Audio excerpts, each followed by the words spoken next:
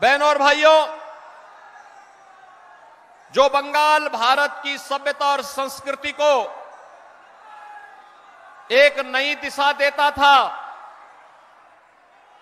जिस बंगाल ने भारत के संस्कारों को आगे बढ़ाने में महती भूमिका का निर्वहन किया था, आज वो बंगाल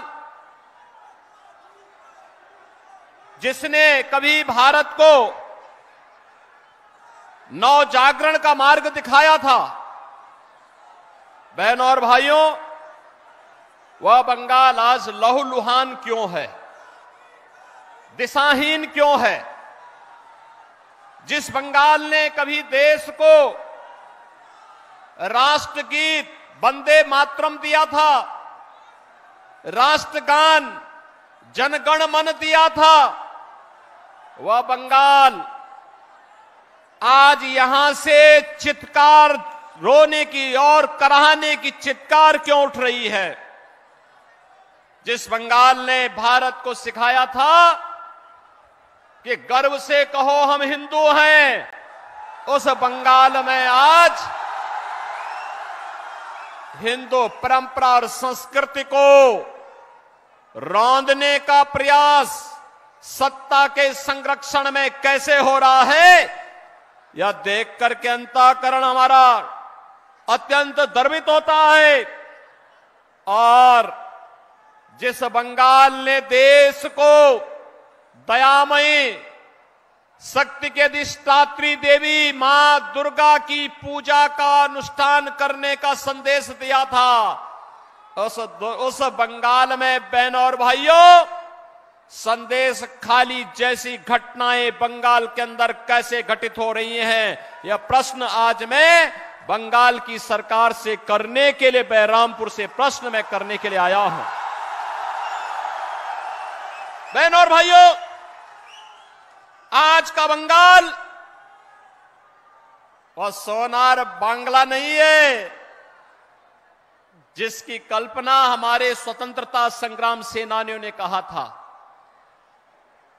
सस्य श्यामला मातरम वंदे मातरम का जो गीत जिस बंगाल ने दिया था, इस बंगाल को दंगों की आग में कुत्सित झोंकने का कुत्सित जो प्रयास हो रहा है ना, बहनों और भाइयों, मैं उसी खतरनाक इशारे की ओर आपका ध्यान आकर्षित करने के लिए आया हूं। आज बंगाल एक साजिश का शिकार हो चुका है। कांग्रेस हो या तृणमूल कांग्रेस, ये दोनों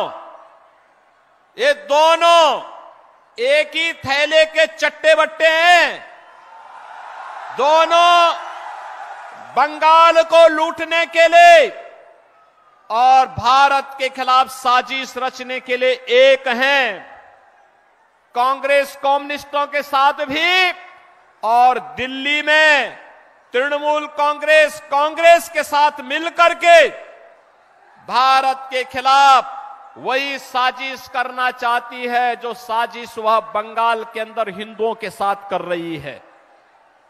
और बहनों और भाइयों, मैं इसीलिए आपसे कहने के लिए आया हूं, जो बंगाल आज लहूलुहान है, जो बंगाल आज विकास से दूर हटता जा रहा है, जो बंगाल आज बुनियादी सुविधाओं के लिए तरस रहा है, बहनों और भाइयों, आज से 7 वर्ष पहले उत्तर प्रदेश की भी यही स्थिति थी। आज से 7 वर्ष पहले उत्तर प्रदेश की भी यही स्थिति थी। आज आप उत्तर प्रदेश में देखते होंगे, बहनों और भाइयों, आज उत्तर प्रदेश में आप देखते होंगे पिछले 7 वर्ष में उत्तर प्रदेश में कोई दंगा नहीं हुआ, कोई दंगा नहीं हुआ।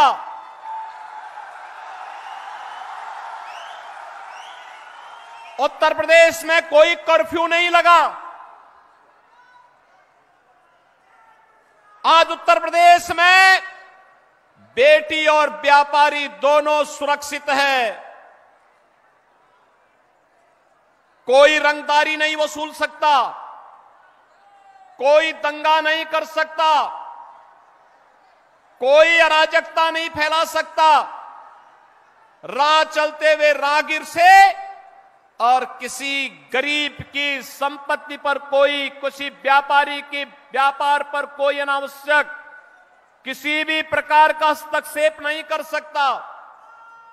और बहनों और भाइयों, सरकार की योजना का लाभ हर गरीब को, हर किसान को, हर नौजवान को, हर महिला को बराबर यूपी के अंदर मिल रहा है। लेकिन बंगाल उससे वंचित क्यों हो गया?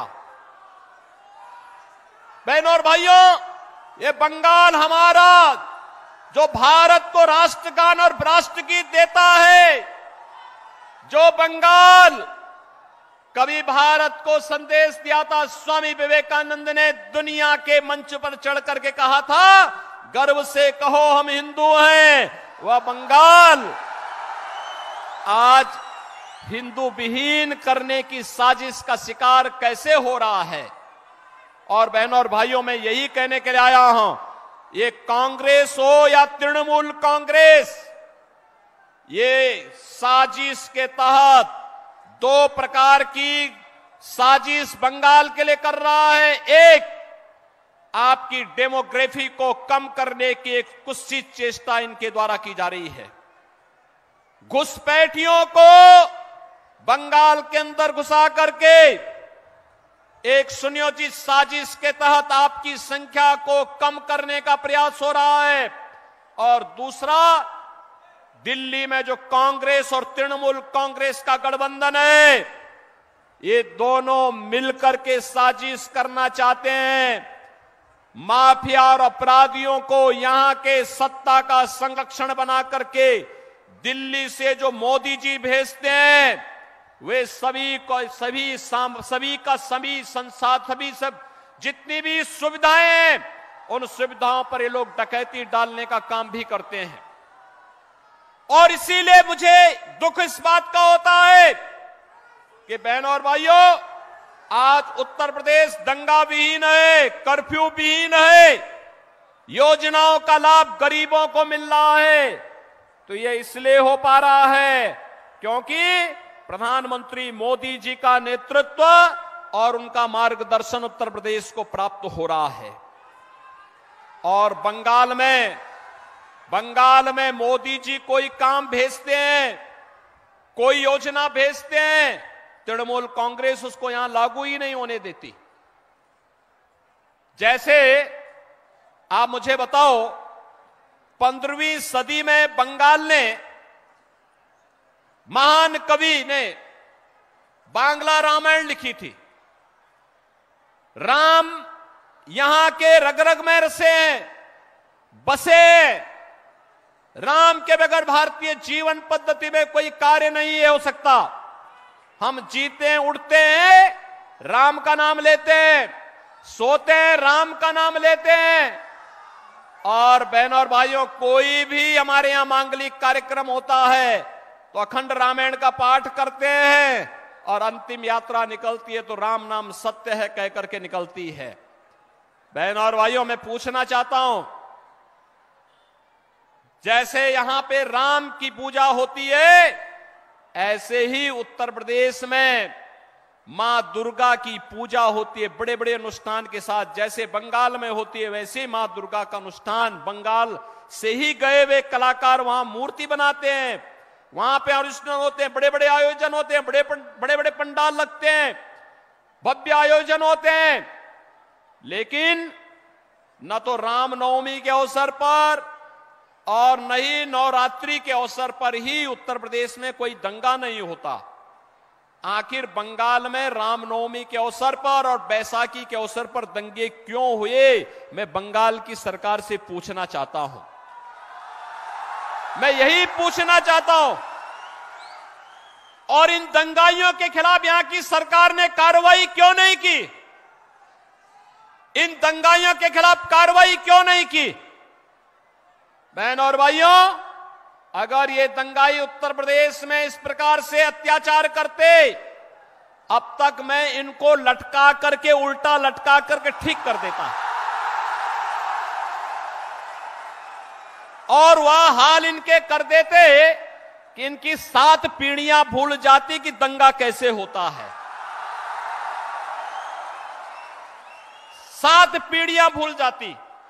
और यही कहने के लिए मैं आया हूं, आपसे कहने के लिए, अबे अगर आज हमें सोनार बांग्ला चाहिए तो मोदी जी के नेतृत्व में भारतीय जनता पार्टी की सरकार को लाइए, भारतीय जनता पार्टी के कमल छाप को जिता करके भेजिए।